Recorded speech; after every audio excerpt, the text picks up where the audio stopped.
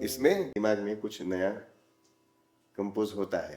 अच्छा, नया कंपोज यानी कुछ एकदम जो अभी तक हुआ ही नहीं, ऐसा नया ऐसा नहीं है। जी तबले में जो 11 या 12 या 13 जो भी है अक्षर, तो वो उतने ही अक्षर है, जी उनकी सिर्फ रचना बदलती है जी ना। रचना बदलती है, ऐसा नहीं होता है कि 12 सुर है सप्तक में तो जी। किसी ने 13वां सुर खोजा, हाँ ऐसा नहीं होता है ना। या किसी राग में फलाने फलाने सुर है तो उसमें जो नहीं वो एक नया सुर उस राग का खोजा, ऐसा होता ही नहीं जी। है ना। तो जो भी है ना उसकी हम रचना करते हैं। उसके कॉम्बिनेशन परमिटेशन बदलते हैं। बराबर। और वैसे सब लोग कोशिश करते हैं, मैंने भी बहुत कोशिश की वैसे कि कुछ नया, वही चीज ट्रेडिशनली चीज, लेकिन नए नए तरीके से उस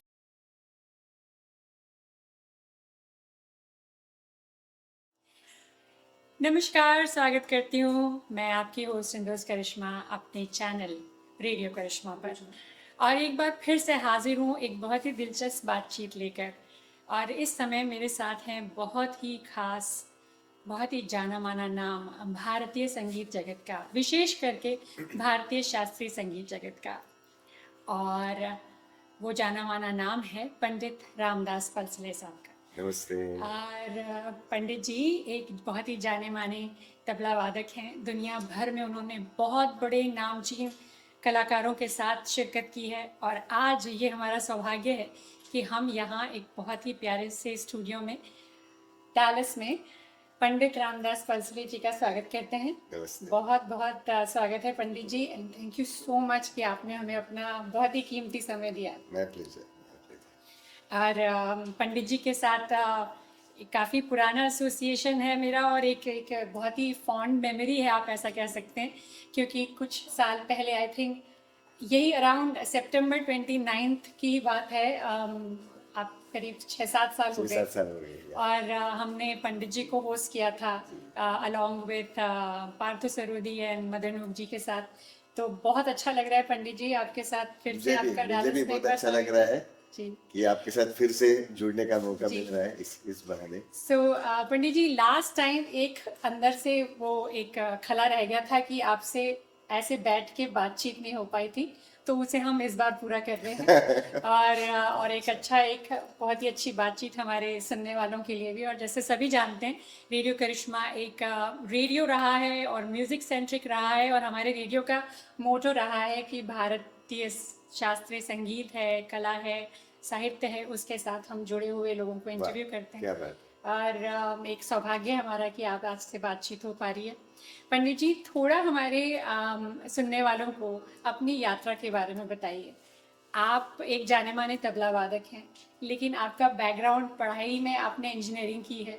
लेकिन उससे भी ज़्यादा दिलचस्प बात यह है कि आप एक एकेडमिक परिवार से आते हैं। आपके पिता जो हैं बहुत बड़े संस्कृत स्कॉलर थे। तो थोड़ा अपनी यात्रा के बारे में बताइए कि कैसे आप कहाँ से शुरू होके आप कहाँ पहुँचे हैं। अच्छा, मैं कोशिश करता हूँ कि शॉर्ट में बताऊँ। जी वो क्या है कि हर एक के जिंदगी में 2 दिन बहुत महत्वपूर्ण रहते हैं, सबसे इम्पोर्टेंट। जी एक तो जब उसका जन्म होता है वो, जी और दूसरा जब उसे पता लग चलता है कि उसका जन्म किस लिए हुआ है। ब्यूटीफुल। ये 2 सबसे इम्पोर्टेंट दिन उनके लाइफ के होते हैं। जी तो जब मैं 23 साल का था, जी मैं इंजीनियरिंग की पढ़ाई खत्म करके जॉब कर रहा था। फिर मेरे गुरुजी का तबला सोलो सुना पूना में, अच्छा और मैं इतना प्रभावित हो गया कि मुझे लगा कि उनके पास मुझे तबला सीखना ही है। अच्छा। सो तबला क्यों? Just I am intrigued.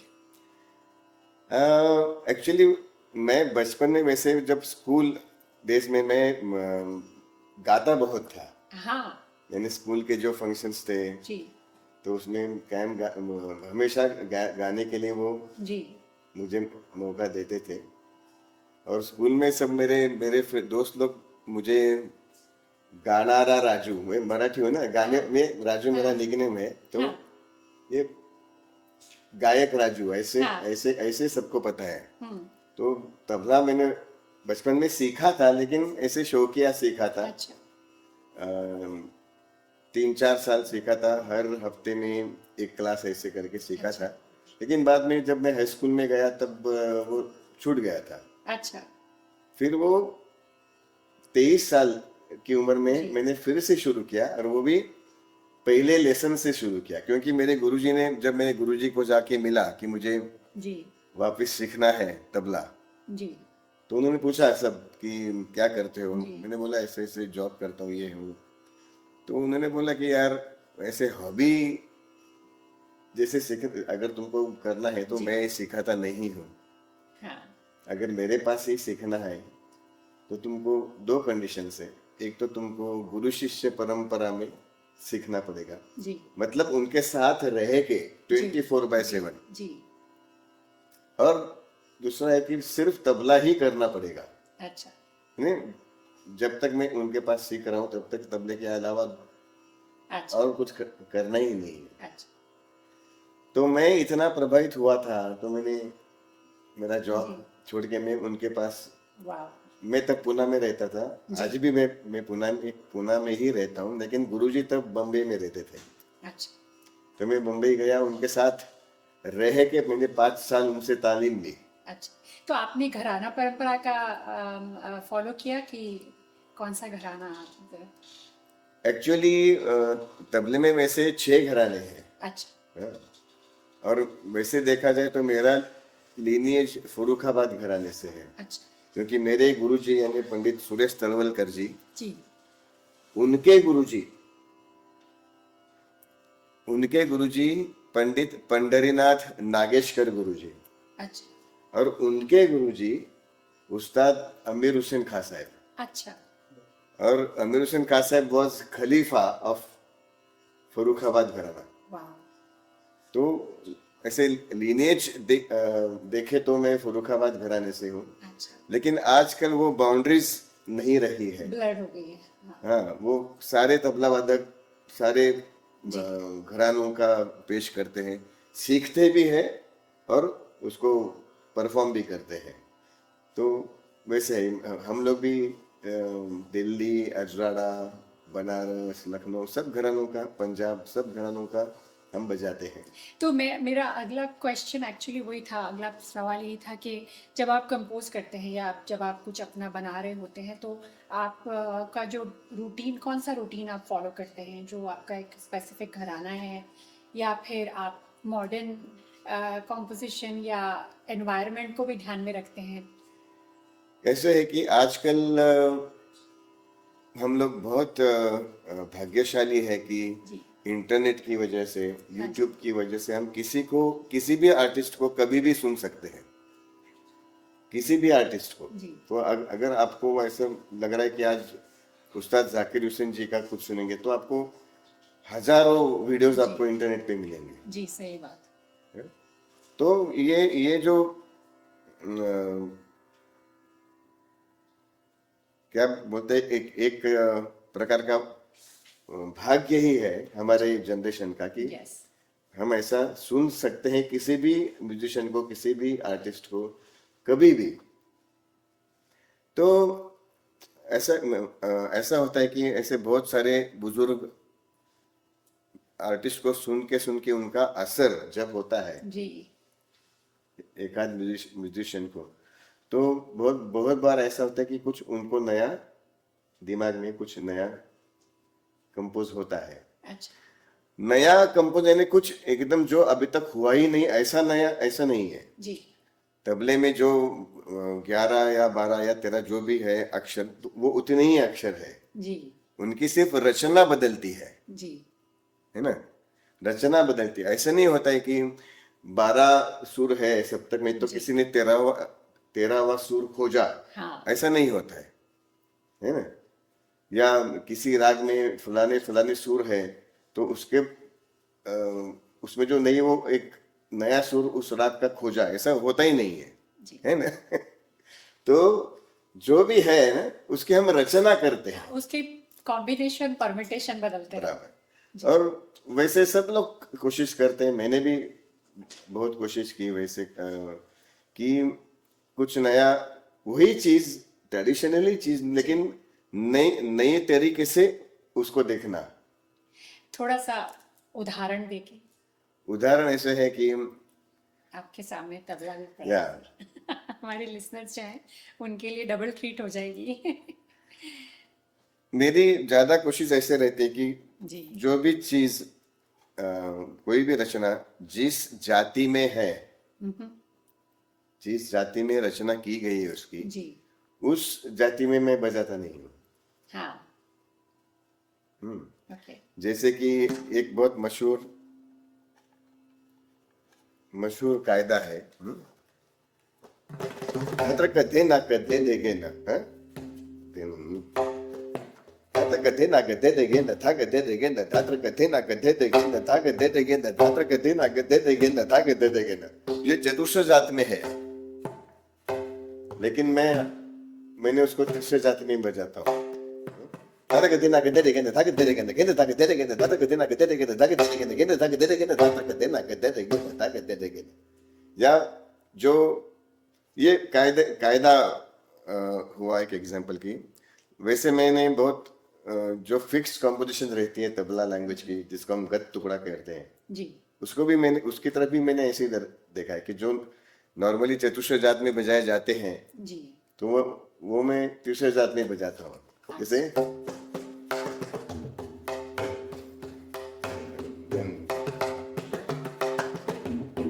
धंधरी करते तकड़ धा, धंधरी करते तकड़ धा, धंधरी धा तकड़ धा, धंधरी करते तकड़ धा, धंधरी करते तकड़ धा, धा का धंधरी करते तकड़ धा, धा का धंधरी करते तकड़ धा। ये चतुश्र जाति का कंपोजिशन है। उसको मैंने ऐसे सोचा, उसका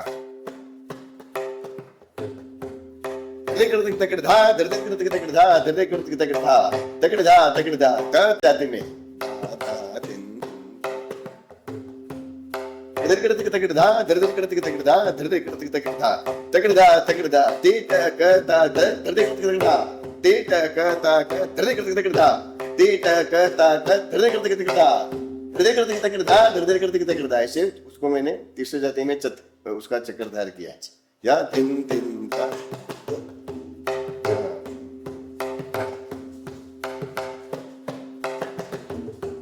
तकड़धा, गिनतरा अलधा, ताका धरकड़तिक तकड़धा, ताका धरकड़तिक तकड़धा, ताका धरकड़तिक तकड़धा, त्रकदे धरकड़तिक तकड़धा, गिनतरा अलधा, नाका धरकड़तिक तकड़धा, का धरकड़तिक तकड़धा। ऐसे ऐसे मैंने सब उसको जिस जात में वो ट्रेडिशनली बजाए जाते हैं, उसके सिवाय उसको दूसरे जात में बजाने की सोचा मैंने। अच्छा, सो कंटिन्यूस आपका एक्सपेरिमेंट चलता रहता है। हाँ।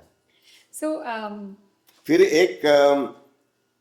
एक रचना ऐसे ही मेरे शिष्यों के साथ एक बजा रहा था, तो एक शिष्य के बजाने से मुझे एक रेला एक दिमाग में आ गया। अच्छा तो नॉर्मली क्या क्या होता है कि जो तबले की बंदिश रहती है, उसमें जो धा, जो पहला अक्षर है तबले का, वो तो होता ही होता है। जी लेकिन ये जो रेला है, उसमें एक भी धा नहीं है।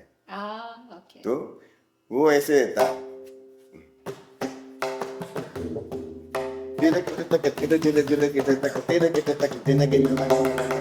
इसमें धा है नहीं।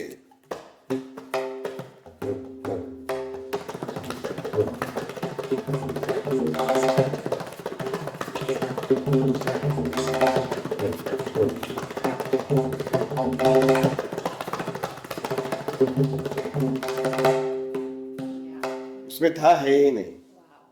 awesome. So, क्योंकि आप इतना एक्सपेरिमेंट कर रहे हैं, अभी एक अपना नया कुछ सोच रहे हैं, आउट ऑफ पॉकेट जाके बना रहे हैं, तो अपने रूट्स के साथ कनेक्टेड रहना भी ज़रूरी है कि जो हमने सीखा है उसको भी पकड़ के रखें। कैसे बैलेंस करते हैं पंडित जी? वो मेरे गुरुजी एक कमाल के म्यूजिशियन है। जी वो सिर्फ तबला वादक ही नहीं, इज अ कंप्लीट म्यूजिशियन, क्योंकि उन्होंने अम, पंडित गजानन बुवा जोशी जी या पंडित निवृत्ति युवा सरनाइक जैसे महान गायकों से गाना भी सीखा। जी फिर तबला तो सीखा ही सीखा। फिर जी रामनाथ ईश्वरन जी जैसे कर्नाटक म्यूजिशियन से उन्होंने कर्नाटक लयताल सीखा। जी तो वो क्या होता है कि वो किसी भी चीज को तरफ या किसी भी रचना की तरफ वो सिर्फ एक दृष्टिकोण से नहीं देखते हैं। अच्छा पूरा म्यूजिकल यानी उसका पूरा पिक्चर उनको उनको दिखाई देता है किसी कंपोजिशन का। अच्छा तो उन्होंने वही नजर उनके शागिर्दों को दी है दी है। हाँ और उनका ये कहना है कि नया सोचना ही चाहिए, अच्छा लेकिन जो नया आप सोच रहे हैं उसका रूट ट्रेडिशन में ही होना चाहिए। अगर आपने सिर्फ ट्रेडिशन बजाते रहे तो एक दिन ऐसा आ जाएगा कि वो ट्रेडिशन थोड़ा सा बासी लगने लगेगा। अगर उसमें कुछ नया, उसमें नवता, वो बोलते हैं नवता नहीं है? नवता होनी ही चाहिए, लेकिन वो ट्रेडिशन को दिमाग में, उसके रूट्स ट्रेडिशन में होने चाहिए। जी तो ये बैलेंस करने का उनके संस्कारों से ही हम लोगों को मिला है। तो उससे मेरे ख्याल से लॉन्जेविटी भी बढ़ती है बिल्कुल उस बिल्कुल बिल्कुल। पर्टिकुलर ट्रेडिशन की। और जब आप सिखाते भी हैं, आप परफॉर्म भी करते हैं, पहले तो हाउ डू यू बैलेंस, कैसे संतुलन लाते हैं उसमें? और उसके बाद जब आप, क्योंकि आप तो गुरु शिष्य परंपरा से सीखे, जी लेकिन अब जो आपके स्टूडेंट्स हैं, नॉट नेसेसरीली कि वो लोग घराना परंपरा फॉलो कर रहे हैं या वही गुरु शिष्य परंपरा फॉलो कर रहे हैं, तो आप किस तरह से बैलेंस करते हैं अपना जो एज अ शिष्य जो आपका बैकग्राउंड था और अब जो आप शिक्षक हैं और सिखा रहे हैं और साथ ही साथ परफॉर्म भी कर रहे हैं एनवायरनमेंट को देखते हुए? गुरुजी से हमको ये तालीम मिली है, ये संस्कार मिले हैं कि फोकस म्यूजिक रहना चाहिए। जी सेंटर में आपके म्यूजिक रहना चाहिए, और बाकी जो भी है कॉन्सर्ट्स मिलना, ये पॉपुलैरिटी मिलना, जी जो भी ये सब उसके बाय प्रोडक्ट्स है। जी तो आपको फोकस म्यूजिक पे रहना चाहिए। जब म्यूजिक में आप आगे आगे जाओगे तो ये बाकी सब अपने आप उसके साथ आएगा। जी लेकिन अगर आपका फोकस वो हो गया कि ज्यादा कॉन्सर्ट मिलने, कैसे ज्यादा कॉन्सर्ट मिले या कैसे ये मिले, जी तो गड़बड़ है। हाँ तो वैसे ही संस्कार हम सब जी शागिर्दों को मिले हैं गुरुजी से, तो हम भी वैसे ही सोचते हैं। जी और नॉर्मली कॉन्सर्ट्स तो इंडिया में तो सीजन रहता है वो दिवाली से होली तक, अच्छा यानी अक्टूबर नवंबर से मार्च तक। और बाकी 6-7 महीने तो हम आप सिखाते हैं? नहीं, सिखाता तो मैं हर रोज हूँ। अच्छा अच्छा हर रोज सिखाता हूँ मैं। जब मैं पुणे रहता हूँ मैं हर रोज सिखाता हूँ, जब पुणे नहीं रहता हूँ तब भी ऑनलाइन सिखाता हूँ। अच्छा। सो ऐसा नहीं है कि व्हेन यू आर टूरिंग, आप परफॉर्म कर रहे हैं, कॉन्सर्ट कर रहे हैं, तो शिक्षक जो है वो बैक सीट ले लेता है फॉर द टाइमिंग? वो फॉर्चुनेटली अभी जो जी कोविड के टाइम से अभी वो जो ऑनलाइन का एक ये मिला, चलन चल रखा है हाँ, हाँ तो उसकी वजह से सब आसान हो गया है। हाँ। कहाँ जब हमारा स्टूडेंट कहीं भी हो, मैं अच्छा कहीं भी हूँ, लेकिन हम कॉमन टाइम लेके देख के दोनों जी। को हम ऑनलाइन सेशन करते हैं। तो आप जब सिखाते हैं अपने स्टूडेंट को, जैसे मैंने पूछा कि आप तो गुरु शिष्य घराना परंपरा में सीखे हैं, तो आपका अप्रोच क्या होता है एज अ टीचर स्टूडेंट्स को सिखाने के लिए? मैं भी वैसे ही गुरु शिष्य परंपरा से ही सिखाता हूँ। अच्छा यानी मेरे कोई क्या बोलते हैं उसको, एकेडमी या स्कूल नहीं है, लाइक मेरा अच्छा गुरुकुल है। तो गुरुकुल में वही आते हैं, यानी उन्हीं लोगों को मैं सिखाता हूँ जिनको तबला में ही करियर करना है। अच्छा, सो ये मतलब आप भी ये एक कंडीशन रखते होंगे शायद हाँ, अपने स्टूडेंट के बिल्कुल सामने कि बिल्कुल सीरियसली बनना है तभी मेरे पास सीखने आओ। बिल्कुल बिल्कुल। ओके, सो आप एक of course you are a musician, आप बहुत ही सीरियस म्यूजिशियन हैं, लेकिन you are also a performing artist, perform भी कर रहे होते हैं आप, तो मेरे ख्याल से वो एक एलिमेंट भी आ जाता होगा आपकी शिक्षा में कि जो बिल्कुल की जी, एलिमेंट की क्या होनी चाहिए एक परफॉर्मिंग आर्टिस्ट के लिए। बिल्कुल। वो क्या होता है, तबला बेसिकली अकम्पनिंग इंस्ट्रूमेंट है। जी यानी किसी भी तबला वादक को 100 में से 80 कॉन्सर्ट्स अकम्पनीमेंट्स के जी आते हैं जी, और 20% ही सोलो सोलो के।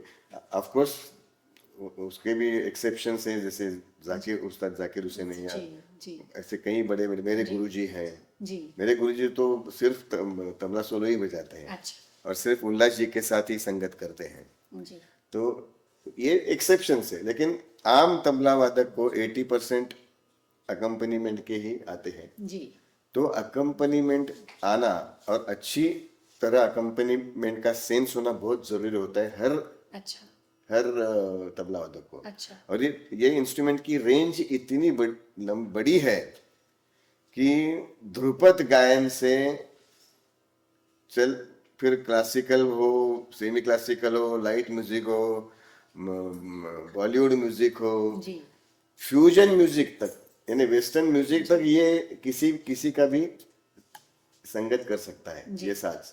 Absolutely. उसका वाइड रेंज बहुत है। तो उन सारी चीजों को संगत करने का सेंस तबला वादक में होना चाहिए। अच्छा उसका एक एक रास्ता हमारा गुरुकुल भी है, यानी क्या, क्योंकि हमारे गुरुकुल में सिर्फ तबला नहीं सिखाते हैं। उल्लास कशाकर जी भी हमारे गुरुकुल में हैं।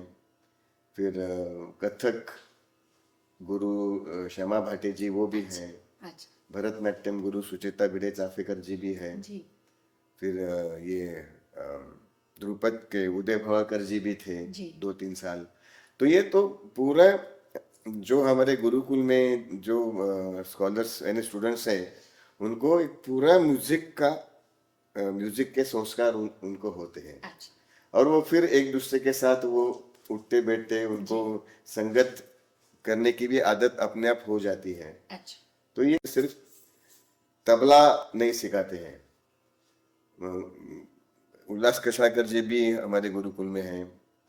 फिर कथक गुरु श्यामा भाटे जी वो भी हैं। अच्छा भरतनाट्यम गुरु सुचेता भिड़े चाफेकर जी भी हैं। जी फिर ये ध्रुपद के उदय भवाकर जी भी थे जी 2-3 साल। तो ये तो पूरा जो हमारे गुरुकुल में जो स्कॉलर्स यानी स्टूडेंट्स हैं, उनको एक पूरा म्यूजिक के संस्कार उनको होते हैं। अच्छा और वो फिर एक दूसरे के साथ वो उठते बैठते, उनको संगत करने की भी आदत अपने आप हो जाती है। अच्छा तो ये एक पूरे संस्कार, जी पूरे म्यूजिक के संस्कार स्टूडेंट्स पे होते हैं, जैसे हम हमारे ऊपर हमारे गुरुजी के हुए। जी क्योंकि मैं जब गुरुजी के पास सीख रहा था, तो वो तो तबला तो सिखाते ही थे, कथक डांसर्स को भी सिखाते हैं, अच्छा म्यूजिक इंस्ट्रूमेंटल प्लेयर्स को भी सिखाते हैं, वोकलिस्ट्स को भी सिखाते हैं, जी वेस्टर्न ड्रमर्स को भी वो सिखाते हैं। ओके यस तो ये पूरा एक पूरा म्यूजिक के संस्कार हम सब स्टूडेंट्स के ऊपर गुरुजी ने किए हैं। अच्छा तो वही मैं कोशिश कर रहा हूँ कि वैसे मेरे स्टूडेंट्स को भी सब मिले। सो पंडित जी, आपकी ये पूरी यात्रा, आपको काफ़ी decades you have been in this performing arts और लर्निंग, 23 साल की उम्र से आप सीख रहे हैं, इस पूरी यात्रा में कुछ मुश्किलें अड़चने आई जो आपने शिष्य के तौर पे फेस की, फिर एज अ परफॉर्मिंग आर्टिस्ट आपने फेस की, क्योंकि आप दुनिया भर में परफॉर्म करते हैं, तो आई एम श्योर कि बहुत सारे ऐसे चैलेंजेस आते होंगे आपके सामने, कुछ शेयर करना चाहेंगे नहीं, हमारे साथ? एक्चुअली मेरा सौभाग्य रहा है कि जैसे मैंने गुरुजी के पास सीखना शुरू किया, तो गुरुजी ने मुझे बहुत ही बुजुर्ग आर्टिस्टों के पास मुझे लेके गए, जी उनको इंट्रोड्यूस करवाया। जी तो मेरी करियर ही ऐसे दो महान आर्टिस्टों के Yes. साथ मेरी करियर की शुरुआत हुई। एक तो कथक गुरु रोहिणी भाटे जी, अच्छा वो उस जमाने की बहुत ही टॉप की कथक गुरु थी, जी गुरु और डांसर परफॉर्मर। और दूसरे पंडित जितेंद्र अभिषेकी। तो उन दोनों के साथ मेरा करियर शुरू हुआ। यानी कितना सौभाग्य देखे कि ऐसे महान हस्तियों के साथ बजाने का मौका मुझे शुरू में ही मिल गया। तो उसकी वजह से धीरे धीरे, क्योंकि वो तो बहुत सारे मेन सेंटर्स पे उनके परफॉर्मेंसेस होते जी थे। जी तो उसकी वजह से बाकी के भी कलाकारों को मेरे बारे में जान गए। फिर वो भी मुझे बुलाने लगे। तो इतना लेट शुरू करने के बाद भी हाँ मुझे सौभाग्य से गुरुजी के आशीर्वाद से, ऊपर वाले की कृपा से कोई ऐसी दिक्कत नहीं आई। जी और no challenges at all challenges वो थे, वो म्यूजिकल चैलेंजेस थे। हाँ जी वही जैसे ये अपने महाराज जी के साथ, बिरजू महाराज जी के साथ अच्छा जब मैंने परफॉर्म किया, अच्छा तो वो यानी क्या, उनके साथ बाकी कथक डांसर के साथ ज्यादा क्या होता है कि वो एक दो बार रिहर्सल हो जाती है। जी महाराज जी के साथ रिहर्सल हाँ, तो वही। सवाल ही नहीं, हाँ डायरेक्ट ऑन स्टेज। हाँ हाँ तो वो ऐसे म्यूजिकल चैलेंजेस बहुत आ गए। हाँ। लेकिन उसमें भी बहुत मजा था। करेक्ट यानी हार्डशिप नहीं थी, मजा था। पहले तो आपको उनके साथ संगत करने का मौका मिल रहा हाँ है, जी जी। ये वो एक एड्रेनल रश होता होगा। वो थे, फिर शाहिद परवेज, उस्ताद शाहिद परवेज जी। जी जैसे जी महान सतार वादक, उनके साथ भी मैंने बहुत बजाया, एक जमाने में बहुत बजाया। जी तो एक्चुअली हर एक म्यूजिशियन को हर एक परफॉर्मेंस एक चैलेंज ही रहता है। अच्छा सो पंडित जी आपने इतने लोगों के साथ मतलब संगत की है, कुछ ऐसे स्पेशल मोमेंट्स रहे होंगे, जैसे तो अभी आपने बिल्कुल बिरजू महाराज जी के साथ, पंडित जी के साथ आपने उनका जिक्र किया, ऐसे बहुत सारे मेमोरेबल मोमेंट्स होते होंगे, कुछ बहुत ही यादें, कुछ सब खास हमारे साथ शेयर। मेरा सौभाग्य इतना अच्छा है कि मैंने बहुत ही उच्च कोटि के म्यूजिशियंस के साथ मैंने स्टेज शेयर किया है, जी बहुत ही। जी तो हर एक के साथ तो वैसे ही है ना कि, तो कुछ हमारे साथ शेयर करेंगे हमारे सुनने लेकिन वालों के साथ। जो एक मुझे 3 अलग एपिसोड आपको बताने हैं। जी जैसे कि मैं सोलो बजा रहा था, जी और मेरा सोलो सुनने के लिए मेरे गुरुजी के गुरुजी आ आए थे। अच्छा तब उनकी उम्र ऑलमोस्ट 90 इयर्स थी, अच्छा 90 इयर्स थी। और वो आने वाले हैं ऐसे मेरे गुरुजी ने बताया था। तो मैंने पूरा ट्रेडिशनल तबला सोलो बजाया, और बजाया मतलब कोशिश की, ट्रेडिशनल तबला बजाने की कोशिश की। जी जो फुरुखाबाद घराने की जो चीजें हैं जी वो मैंने बजाने की कोशिश की, और वो उनको इतना पसंद आया, जी। इतना पसंद आया कि मेरे सोलो के बाद वो स्टेज पे आए, उन्होंने मुझे गले लगाया, रोने लगे। वो बोले तुमने आज मेरे गुरु की याद दिलाई है। ओह ऐसे वाह, ब्लेसिंग। ब्लेसिंग बहुत अच्छा है वो। एक है दूसरी बार गुरुजी तो हमेशा ही आते हैं। जी जब भी मेरा पूना में सोलो होता है तो गुरुजी आते ही हैं। तो एक सोलो बहुत ही जम गया। ऐसे रहता नहीं कि कभी कभी एक आध प्रोग्राम बहुत जम जाता है, बहुत अच्छा, यानी सब माहौल ऐसे सब मिल के आता है कि एकदम अच्छा हो जाता है सब। जी तो वैसे हुआ। तो गुरुजी बाद में स्टेज पे आ गया और वो बोले आज से ये साज ही तुम्हारा गुरु है, वाह ऐसे बोले वो बोले इतना तुमने, क्योंकि मैं हमेशा कुछ नया सोचने की कोशिश करता हूँ हम। अच्छा तो वो बहुत खुश हो गए थे। तो बोले कि यार इतना अच्छा हो गया। और अभी ये साज ही तुमको रास्ता बताएगा कि आगे कैसे जाना है। अभी ये साज ही तुम्हारा गुरु हो गया है, जी ऐसे बोले वो। जी तो ये बहुत बड़ी ब्लेसिंग्स उन दोनों से मुझे मिली। और तीसरा है, जब उस्ताद जाकिर हुसैन जी ने मुझे अब्बा जी के बरसी में बजाने का मौका दिया वाह। दिया as a main tabla soloist उस साल का। और पूरा सोलो वो मेरे बगल में बैठ के उन्होंने पूरा सोलो सुना। ओह वाह। और बहुत ही उनके उनके भी मुझे बहुत ब्लेसिंग्स मिले। सो आपके कोई आइडल हैं? ऑफ कोर्स आपके गुरु तो हैं ही, मेरे बट सब हैं मेरे। संगीत जगत में कोई ऐसा कलाकार है जिनको कि you look up to them, you know, कि आपको उनको देखकर बहुत खुशी मिलती है, बहुत सीखने को मिलता है? तबला वादकों में तो मेरे गुरुजी हैं, जी। उस्ताद जाकिर हुसैन है, पंडित स्वपन दा है, पंडित अनिंदु दा है। जी। ये 4 जी दिग्गजों का मेरे ऊपर बहुत ही असर है। जी और बचपन से ही मुझे म्यूजिक का शौक जी है। जी म्यूजिक का यानी, तो खास करके मैं पंडित भीमसेन जोशी जी, वाह। उस्ताद बड़े गुलाम अली खां साहब, किशोर यामुनकर जी, जी इन लोगों का बहुत सुनता हूँ। और अभी किशोर ये उल्लास दादा है, उल्लास कशाकर जी, अच्छा। ये 4 लोगों का मुझे बहुत पसंद है। सो शास्त्रीय संगीत में तो ऑफ कोर्स, क्योंकि आप भी शास्त्रीय संगीत से हैं, तो आपको शास्त्रीय संगीत के बारे में पता भी, बट उसके अलावा कोई और म्यूजिकल जॉनरा है जो आपको अट्रैक्ट करता है?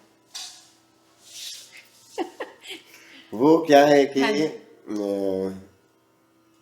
अभी फिलहाल अभी जो शास्त्रीय म्यूजिक छोड़ के जॉनर से, उसमें मुझे सिर्फ ओल्ड बॉलीवुड सॉन्ग्स, हाँ, वो मुझे बहुत पसंद है। कोई बहुत ही पर्सनल फेवरेट? सभी है। और अभी अभी जो अगर इस वक्त का फेवरेट होगा, तो मैं अभी कुछ दिन पहले एक अनुराधा करके मूवी आई थी, अच्छा। बहुत आई थी, मतलब मैंने देखी थी एक्चुअली, वो बहुत पुरानी है, जिसमें बलराज साहनी और जी जी लीला नायडू, हाँ। इन दोनों, पंडित रविशंकर का रविशंकर म्यूजिक जी है। का म्यूजिक और लता जी के 4 गाने, क्या क्या कमाल के हैं वो। मैंने आपको हमारे इंटरव्यू में जब हम सेटअप कर रहे थे, तो पंडित जी गुनगुना रहे थे, इनको मैंने गाते हुए सुना है। आप अपनी आवाज में थोड़ा सा गा के सुनाइए हमारे को अपना फेवरेट पुराना गाना, कोई भी गाना। अरे बाप रे, साज भी है और आपके पास आवाज भी है पंडित जी। लेकिन मैं अच्छा गाता नहीं हूँ, मैं गुनगुनाता हूँ। गुनगुनाइए please, that will be something amazing. Okay, तो मैं एक बंदिश ही सुनाता हूँ जी आपको। जी थोड़ा तानपुर आप हाँ, अब बढ़ाना। बढ़ाएंगे। एक्चुअली ये सुर, मैं गायक भी नहीं हूँ, और ये इस सुर में मेरा सुर बहुत नीचे का है, मेरी आवाज खराब है, कोशिश करता हूँ। आपने अगर YouTube पे या लाइव मेरे गुरुजी का कभी सोलो देखा होगा, तो वो सोलो के साथ गाने की संगत लेते हैं। हाँ और वो गाने की, यानी नॉर्मली तबला सोलो ये हारमोनियम के साथ हारमोनियम का नगमा रहता है, हाँ या सारंगी का नगमा रहता है। करेक्ट जी। लेकिन मेरे गुरुजी ने ये नया शुरू किया कि वो गाने की संगत लेते हैं, और ये वो इतना कमाल का वाह। उनका सोच है, बहुत ही। तो मैंने भी अभी यहाँ आने से पहले एक दो जगह 3 जगह मैंने, मेरे लास्ट जो 3 सोलो हो गए, तो मैंने भी गाने की संगत लेना शुरू किया उसमें। ओह वाह। तो आइडिया ऐसा रहता है कि जो द्रुत लय में हम जो गत टुकड़े बजाते हैं ना, जी तो वो एक गाने के बंदिश के साथ वो बजाते हैं, ओह वाह। और वो बंदिश, वो सारे टुकड़े वही खत्म होते हैं जहाँ बंदिश शुरू होती है। ओह वाह।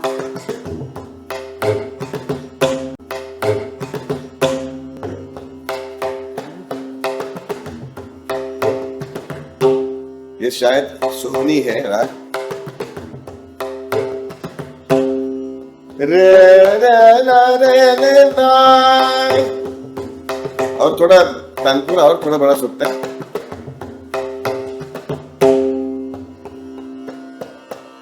और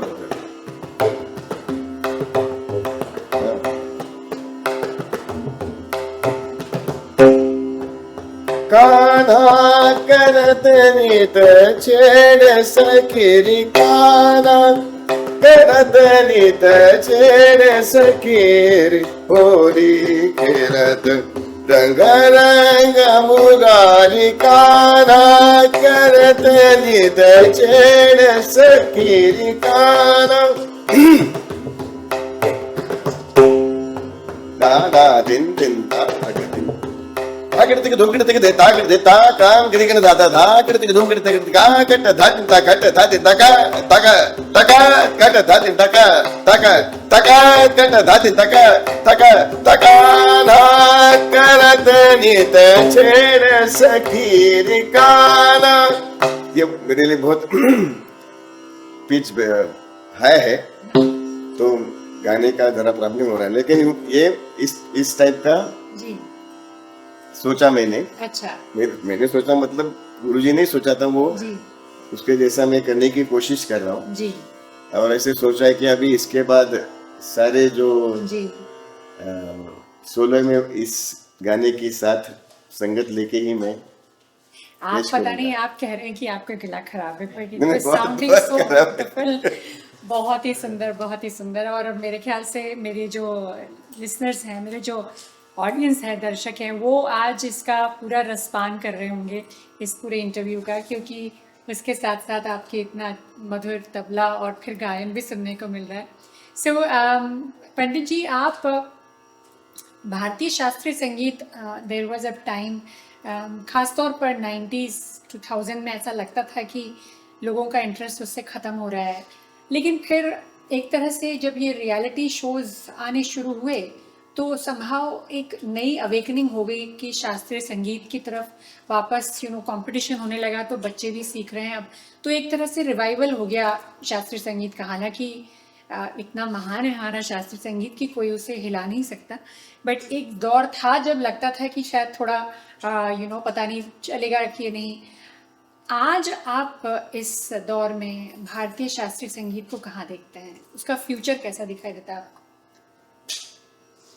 फ्यूचर तो ब्राइट ही है, वो उसमें तो सवाल ही नहीं। मुझे लगता है कि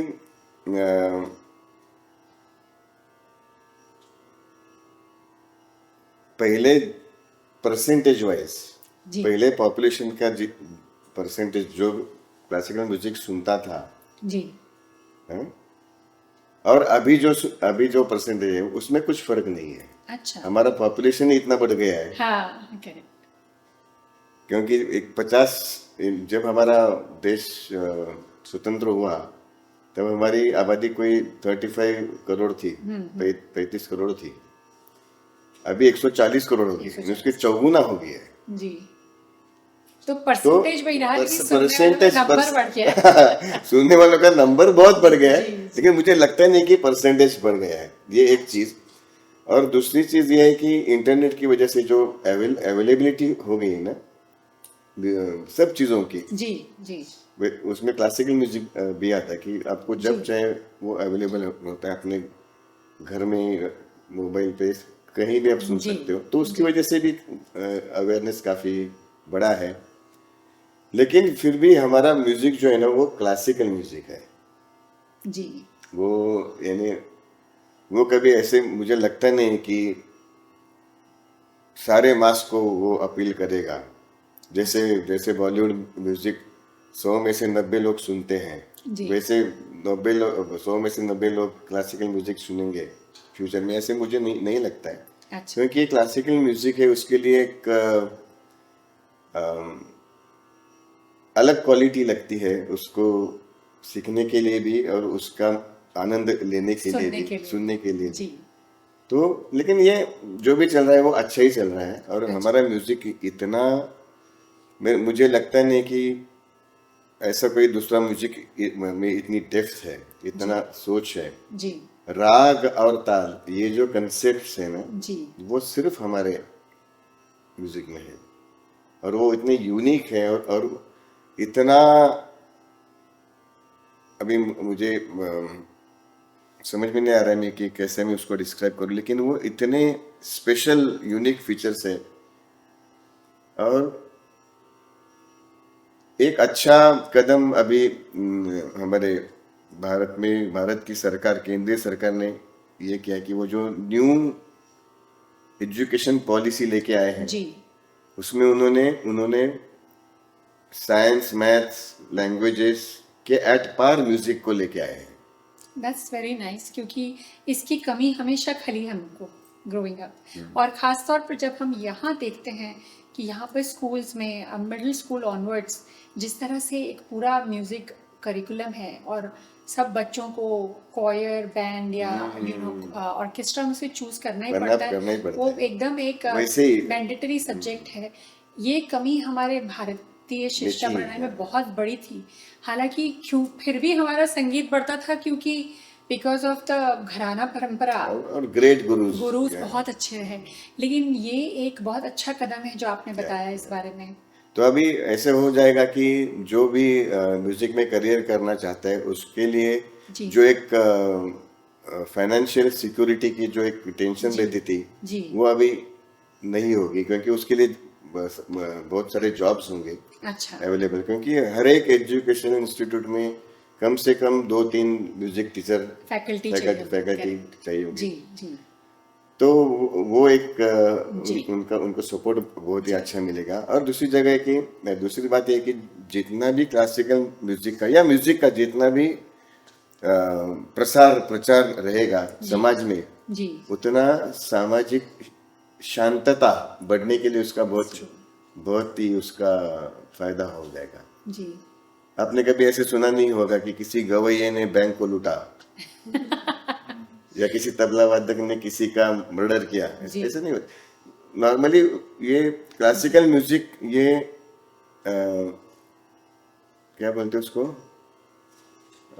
कल्चरनेस, ये समाज का पूरा जी वो बढ़ने में उसकी बहुत मदद हो जाएगी। जी जी सो हमारे जितने भी अभी एस्पायरिंग बडिंग स्टूडेंट्स हैं जो कि भारतीय शास्त्रीय संगीत सीख रहे हैं, या फिर जो कोई भी किसी भी तरह का शास्त्रीय संगीत सीख रहे हो सकता है कि वो यहाँ पर रह रहे हैं अमेरिका में, तो यहाँ का कोई क्लासिकल इंस्ट्रूमेंट सीख रहे हैं, उनके लिए आपकी क्या आपकी सलाह उनके लिए रहेगी, या क्या आप उनको टिप देना चाहेंगे? सबसे मेरी नंबर 1 टिप यही होगी कि जैसे मेरे गुरुजी ने हमको बताया कि फोकस म्यूजिक पे रहना चाहिए। जी बाकी के सारे बाय प्रोडक्ट्स है वो अपने आप आएंगे। आप जैसे जैसे संगीत में ऊपर ऊपर जाएंगे, ये बाकी के जो बाय प्रोडक्ट्स है वो अपने आप आएंगे। पब्लिक पॉपुलैरिटी हो, जी नंबर ऑफ कॉन्सर्ट्स हो, रेम्यूनरेशन वगैरह जो भी है, जी ये सब बाय प्रोडक्ट्स है, वो अपने आप उसके साथ मिल जाएंगे। दूसरी मेरी टिप तबला स्टूडेंट्स के लिए है कि नॉर्मली क्या होता है कि हम जो तबला सीखते हैं ना, वो तबला सोलो बजाने का सीखते हैं, अच्छा अकम्पनीमेंट का कम सिखाया जाता है नॉर्मली ऐसे जी ऐसे रहता है। और इसका उल्टा ये होता है कि बजाना कॉन्सर्ट ज्यादा अकम्पनीमेंट के रहते होता है, हैं, correct। सोलो के कम रहते हैं। जी तो मेरी ये दूसरी टिप ऐसी है तबला स्टूडेंट्स को कि आप तबला जैसे सीखते हो, तबला कायदा रेला बजाना, वैसे ही आप किसी इंस्ट्रूमेंट प्लेयर के पास जाके, किसी गायक के पास जाके, किसी कथक नर्तक के पास जाके उनके साथ भी आप बजाओ, संगत करना सीखो। बजाओ, अपने आप संगत करना आपको पता चलेगा कैसे अच्छा होता है। अच्छा उनके साथ भी बहुत बजाना चाहिए। अच्छा हाँ, ये सिर्फ खुद का रियाज तो है ही, लेकिन उसके साथ साथ गायकों के साथ, वादकों के साथ भी रियाज उतना ही इम्पोर्टेंट है, तो वो भी आपको करना चाहिए, उसके ऊपर भी आप ध्यान रखना। दैट इज आई थिंक बहुत वैल्यूबल सलाह आपको हमारे जितने भी एस्पायरिंग स्टूडेंट्स हैं उनको मिली है। और पंडित जी, बहुत अच्छा लगा आपसे बातें करके। Thank you आपका so much. तबला यहाँ बैठ के लाइव सुनने का सौभाग्य मिला। और हमारी शुभकामनाएं हैं आपके इस स्टोर पे और आगे आने वाले जो भी आप जिनको सिखा रहे हैं उनके लिए भी। और हमारे साथ बातचीत करने का आपका बहुत बहुत धन्यवाद एक बार फिर से। I know you are very busy, but आपने हमें अपने इतने कीमती समय में थोड़ा समय दिया, इसका बहुत बहुत धन्यवाद। Thank you so much Pandit ji. Thank you, धन्यवाद। Hello, hello. I hope you enjoyed watching today's interview as much as I enjoyed bringing it to you. For more such awesome content, please like, share, and subscribe my channel, Radio Karishma. Your support and love is much appreciated. Thank you so much for tuning in. This is Karishma saying bye-bye for now.